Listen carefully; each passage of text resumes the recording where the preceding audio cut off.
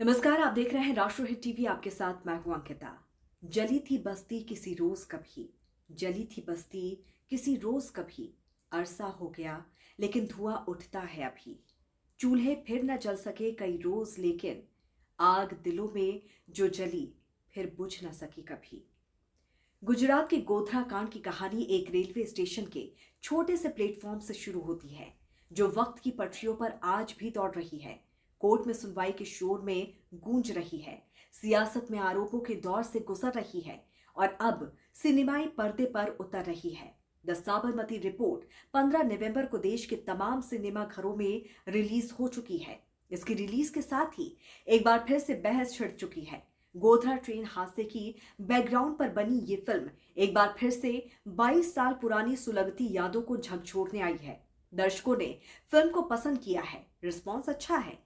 खुद प्रधानमंत्री नरेंद्र मोदी और गृह मंत्री अमित शाह ने इसकी तारीफ की है। फिल्म मेकर्स ने उस दर्दनाक घटना को पर्दे पर संवेदनशीलता के साथ उतारा है, सच्चाई को परोसा है। तो आज बात उन डिब्बों की जो खचाखच भरे थे, अयोध्या से चले थे, गोधरा पर रुके थे और फिर वहीं चले थे। वो तारीख थी 27 फरवरी 2002।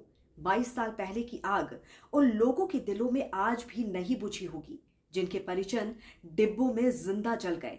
इस हादसे के बाद फिर जब गुजरात में दंगे भड़के तो कई हिस्से चले। राम जन्मभूमि आंदोलन का दौर था। अयोध्या से कार सेवकों को लेकर साबरमती एक्सप्रेस लौट रही थी। सुबह 7:40 का वक्त था। गोधरा पर ट्रेन रुकी। यात्री जरूरी चीजें जैसे कि चाय पानी या नाश्ते के लिए प्लेटफॉर्म पर उतरे तो कुछ वो कार सेवक गोधरा पर उतर गए जो कि अयोध्या में राम मंदिर आंदोलन से जुड़े थे और कार सेवा कर लौट रहे थे। वो दौर राम जन्मभूमि आंदोलन का था।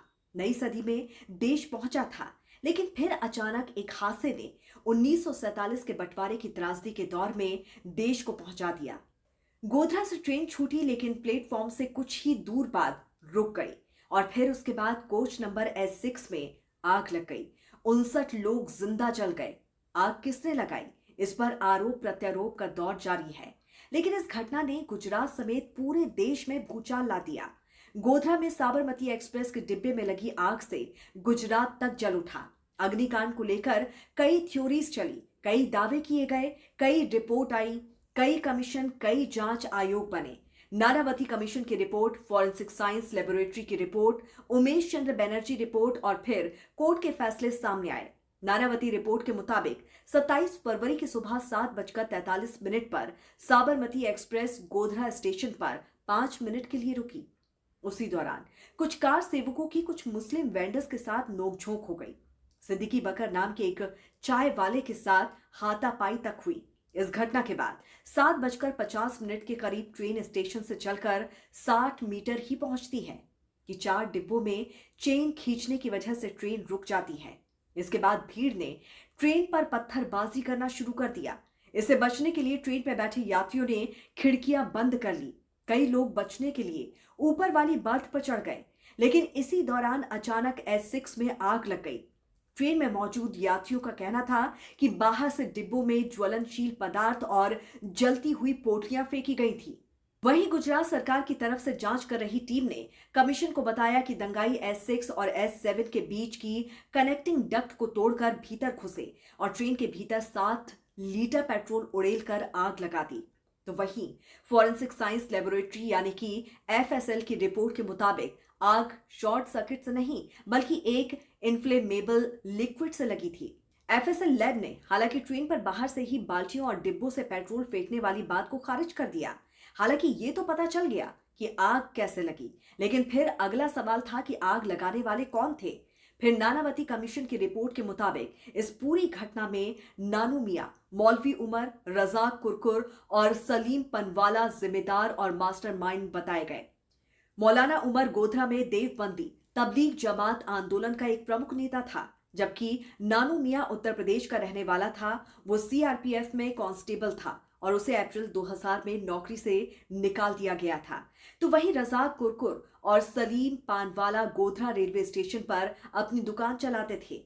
पूछताछ के दौरान रज़ाक ने बयान दिया कि कश्मीर में आतंकी वारदातों से प्रभावित होकर उन्होंने गोधरा में कांड करने का प्लान बनाया। इसके लिए पेट्रोल पंप से कनिस्तरों में 140 लीटर पेट्रोल भरवाया और फिर साबरमती एक्सप्रेस के आने का इंतजार किया। जब साबरमती एक्सप्रेस स्टेशन पहुंची तब कुछ कार सेवकों से प्लेटफॉर्म पर सदीक बकार का झगड़ा हो गया और उसी समय सलीम पानवाला लोगों को यह कहकर भड़काता है कि कार सेवकों ने मुस्लिम लड़की को किडनैप कर लिया है और उसे ट्रेन में बैठाकर ले जा रहे हैं, जिसके बाद ट्रेन पर पथराव शुरू हो जाता है। उस दौरान कुरकुर और पानवाला S6 और S7 के डिब्बों को जोड़ने वाले क्लैंप को कटवाकर भीतर 60 लीटर पेट्रोल गिरवा देते हैं और फिर आग लगा देते हैं। बड़ी बात यह है कि 2004 में केंद्र में यूपीए सरकार जब आई तब उसने गोधरा कांड और गुजरात दंगों की जांच के लिए एक नई कमेटी बनाई। सुप्रीम कोर्ट के रिटायर्ड जज जस्टिस उमेश चंद्र बनर्जी ने इस कमेटी को लीड किया। इस रिपोर्ट में गोधरा कांड को साजिशन नहीं बल्कि एक हादसा करार दिया गया, लेकिन स्पेशल कोर्ट ने माना कि 26 फरवरी 2002 के दिन गोधरा में एक साजिश के तहत साबरमती एक्सप्रेस पे आग लगाई गई, जिसमें 59 लोग जिंदा जल गए, जिसमें 27 औरतें और 10 बच्चे थे। इसके बाद कोर्ट ने 11 लोगों को फांसी और 20 लोगों को आजीवन कारावास की सजा सुनाई। बाद में हाईकोर्ट ने साल 2017 में 11 लोगों की फांसी को आजीवन कारावास में बदल दिया।